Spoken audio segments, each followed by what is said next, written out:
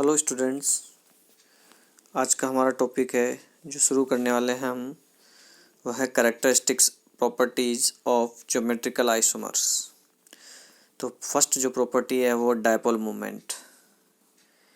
देखिए, इसमें dipole moment को अपन समझ सकते हैं इस तरीके से, यहाँ पे आपको डायग्राम में भी दिख रहा है और बाकी मैं आपको बना के बता देता हूँ। देखिए, सिस जो ज्योमेट्रिकल आइसोमर, सिस जो आइसोमर्स होता है उसमें देखिए ये सिस है, यहाँ पे अपन ने डबल बॉन्ड फॉर्म कर लिया। ये लीजिए, ये सिस है, ठीक है कि नहीं। सेम साइड में सेम ग्रुप, ये सिस हो गया। और यहाँ मैं डाल देता हूँ Cl, कोई भी एग्जांपल ले लीजिए, मैंने ले लिया Cl का। अब यहाँ पे डायपोल मोमेंट लगेगा इस Cl की तरफ, ये लगेगा, यहाँ पे डायरेक्शन होगा ये वाला डायपोल मोमेंट का। तो टोटल ऑल ओवर डायपोल जो इस डायरेक्शन में लग रहा है, ठीक है कि नहीं। अपोजिट डायरेक्शन में डायपोल मोमेंट नहीं है, इट मीन्स इसका mu naught is equal to 0 होगा। इट मीन्स सिस जो आइसोमर है वो क्या होगा, पोलर मॉलिक्यूल होगा। क्लियर। और जो ट्रांस होता है, जैसे ट्रांस में ले, अगर यही एग्जांपल अपन ट्रांस में ले लें, ये लीजिए, ट्रांस में अपोजिट डायरेक्शन होता है। जैसे यहाँ Cl है तो अब यहाँ H होगा और यहाँ पे Cl होगा। तो यहाँ डायपोल मोमेंट लग रहा है ये इस डायरेक्शन में, यहाँ लग रहा है इस डायरेक्शन में। दोनों अपोजिट डायरेक्शन है, एक दूसरे के अपोजिट हैं, दोनों एक दूसरे को कैंसिल कर देंगे। इट मीन्स ट्रांस के अंदर जो है म्यू इज इक्वल टू 0 हो गया, मतलब ये डायपोल, ये पोलर मॉलिक्यूल नहीं है, ठीक है कि नहीं। इसी तरीके से आप यहाँ समझ सकते हैं, वही चीज़ एक्सप्लेन की गई है जो मैंने बताई एग्जाम्पल, ये वाला एग्जाम्पल ही मैंने लिया है। इसकी पोलरिटी होती है डायपोल मोमेंट, इसका डायपोल मोमेंट होता है 0.4, इसका 0 होगा। चलिए आगे बढ़ते हैं। नेक्स्ट है मेल्टिंग एंड बॉइलिंग पॉइंट। मैं ये नहीं कह रहा कि हमेशा 0 होता है, ध्यान तो देखो, यहाँ पे 0 नहीं है ये, ठीक है नहीं, ट्रांस के अंदर, क्योंकि यहाँ ग्रुप पे डिपेंड करता है ना, ये जो जुड़े हुए ग्रुप है उन पे डिपेंड करता है ना पोलरिटी, इस वजह से। नेक्स्ट टॉपिक है मेल्टिंग एंड बॉइलिंग पॉइंट। कैसा होता है इनका, तो देखिए मेल्टिंग, अगर मेल्टिंग पॉइंट की बात करें, MP मेल्टिंग पॉइंट की बात करें, तो मेल्टिंग पॉइंट डायरेक्ट प्रोपोर्शनल होता है स्टेबिलिटी के, ठीक है कि नहीं।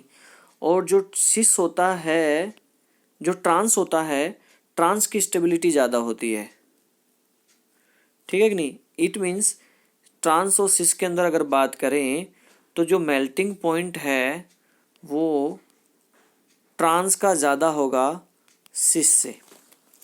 ये उसका लैटिस, क्रिस्टल लैटिस स्ट्रक्चर बनने के कारण ऐसा हो सकता है, ठीक है कि नहीं। इसके अलावा अगर हम देखें तो आप ये भी कह सकते हो कि जो सिस होता है उसमें इंट्रामोलिकुलर हाइड्रोजन बॉन्ड फॉर्म होता है, इंट्रामोलिकुलर हाइड्रोजन बॉन्ड, ठीक है कि नहीं। इस मॉलिक्यूल का यहाँ पे बन जाएगा बॉन्ड आपस में, एक इसी एटम के बीच में ये यूं बन जाएगा बॉन्ड। जबकि जो ट्रांस होता है, ट्रांस के अंदर क्या होता है कि ये इस ग्रुप इस तरफ है, ये ग्रुप इस तरफ है, तो ये इधर किसी और मॉलिक्यूल से हाइड्रोजन बॉन्ड बनाएगा, ये इधर किसी और से बनाएगा, तो इंटरमोलिकुलर हाइड्रोजन बॉन्ड होगा। तो इसका बॉइलिंग, इसका मेल्टिंग पॉइंट फिर ज़्यादा होगा, क्योंकि इसमें दो हाइड्रोजन बॉन्ड बन रहे हैं और इसमें एक ही बन रहा है ये, इसलिए ट्रांस का मेल्टिंग पॉइंट ज़्यादा हो गया। देखिए 287 डिग्री सेल्सियस, यहाँ पे मेल्टिंग पॉइंट है 130 डिग्री सेल्सियस। ये मैलाइक एसिड का फॉर्मूला है और ये है फ्यूमेरिक एसिड। क्लियर। इसके अलावा एक और एग्जांपल बता रखा है यहाँ पे, आप देख सकते हैं ये वाला। एक चीज़ और है, कभी कभी क्या होता है अपोजिट हो जाता है। कब, जब कुछ जो आपका ऑर्थो इफेक्ट लगता है, जब ऑर्थो इफेक्ट के कारण क्या होता है, ये ग्रुप है CH3, ये COOH ग्रुप है, दोनों ही बड़े ग्रुप है, ठीक है कि नहीं। और तो इनमें ऑर्थो इफेक्ट होगा, और ये अपोजिट साइड में है दोनों बड़े ग्रुप, तो इसमें भी ऑर्थो इफेक्ट कमज़ोर होगा, इसमें ऑर्थो इफेक्ट जो है ज़्यादा होगा, जिसके कारण इसका मेल्टिंग पॉइंट ज़्यादा हो जाएगा, इसका कम हो जाएगा। केमिकल प्रॉपर्टीज़ की बात करें तो केमिकल प्रॉपर्टीज़ में आप देख सकते हो यहाँ से ये इजीली H2O निकल जाएगा, क्योंकि दोनों सिस में है, सिस में दोनों एक ही साइड में है, H2 निकल जाएगा तुरंत और ये बन जाएगा।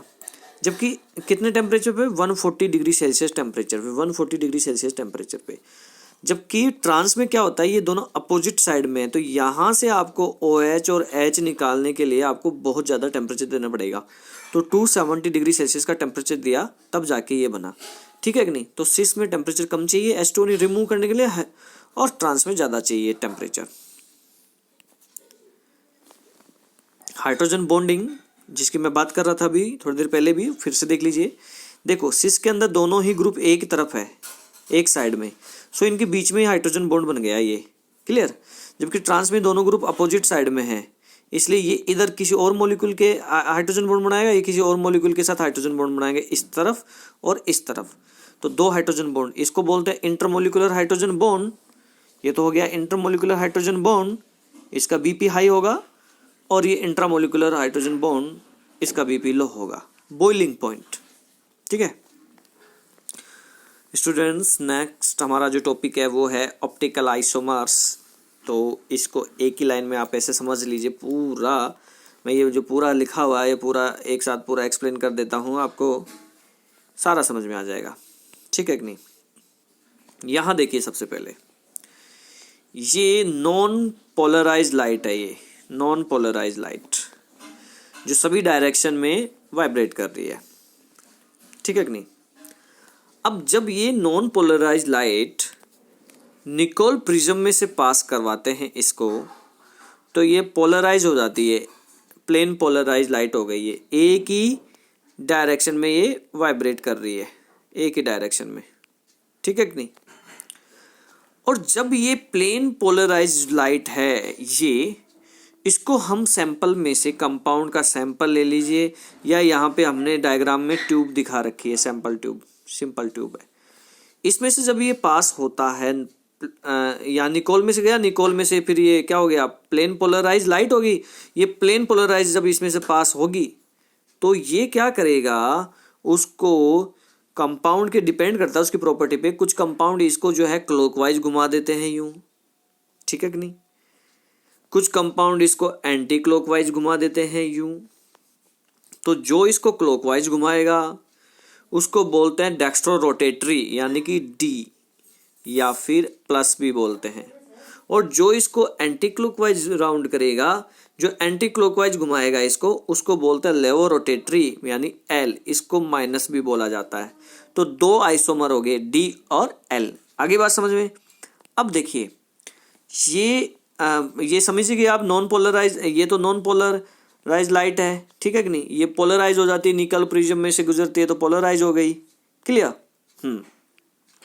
अब यहाँ पे एक स्पेसिफिक एंगल भी होता है, पोलर एंगल होता है इसका स्पेसिफिक, ठीक है ना। निकोल प्रिज्म में से जब वो पास होती है तो वो किसी एंगल पे, जैसे ये यहाँ से वो इस एंगल पे घूमी है, प्लेन पोलराइज लाइट यूं, तो ये एंगल बना है इसमें, तो इसको एंगल बोलते हैं स्पेसिफिक पोलर एंगल है। ये निकोल प्रिज्म में से पास होने के बाद में बना है। यहाँ पे देखिए ये एंगल ऑफ रोटेशन बोल दीजिए, एंगल ऑफ रोटेशन जो मैंने अभी आपको बताया वो ये एंगल ऑफ रोटेशन है, ये क्लियर।